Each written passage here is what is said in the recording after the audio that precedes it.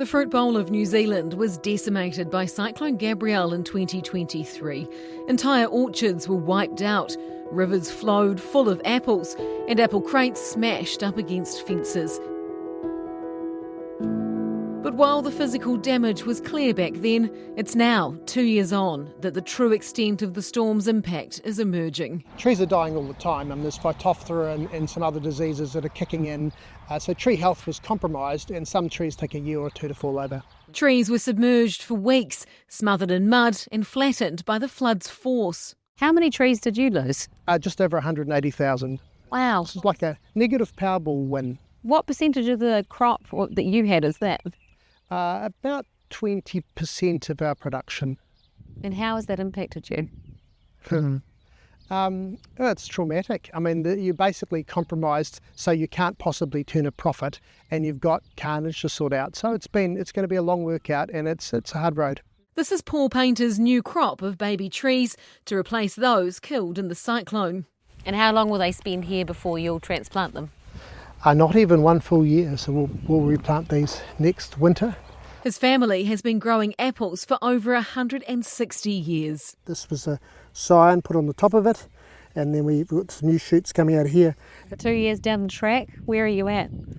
Well, we're managing our demise. We're thankfully one of the 8 or 9 growers so far that I know of have got a loan from Kanoa, and that helps us to recover. But they are loans, you have to pay them back. And what happened in Gabrielle for a lot of people is their assets fell by 20% and they lost their crops, so their debt went up 10%, so their balance sheet destruction has been epic, and it's probably beyond recovery. The loan scheme enables people to replant and get some green shoots going, but probably their balance sheet's so bad that they'll have to exit the industry ultimately. The loan scheme is so that growers can borrow more from the bank, with the government guaranteeing 80% of the loan's default risk.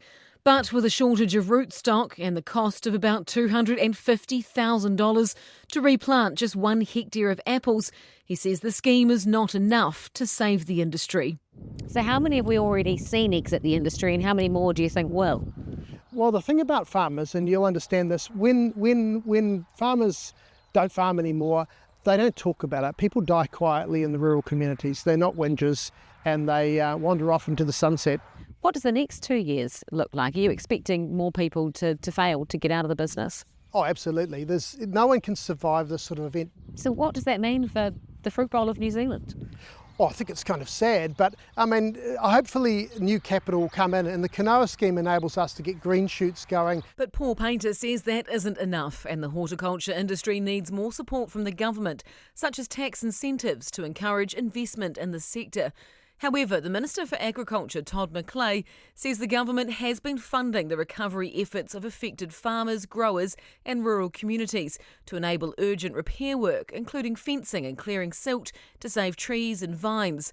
Although growers want to see a clearer strategy and direction from the government so the sector can survive well into the future. So my question to the government is, what is your policy response? Because they haven't got buckets of money. It's been really traumatic couple of years, but I think I've found more purpose in my work in adversity than I had before. It's more desperate, it's more important. We've got 360 full-time employees, and you see them turn up, with their kids in the back seat, and you've got to keep paying the wages because we've got lots of mouths to feed, lots of roofs to keep over people's heads, and we're not getting rich and famous, but that money go round and keeping people employed is the most important thing. It's about supporting our community.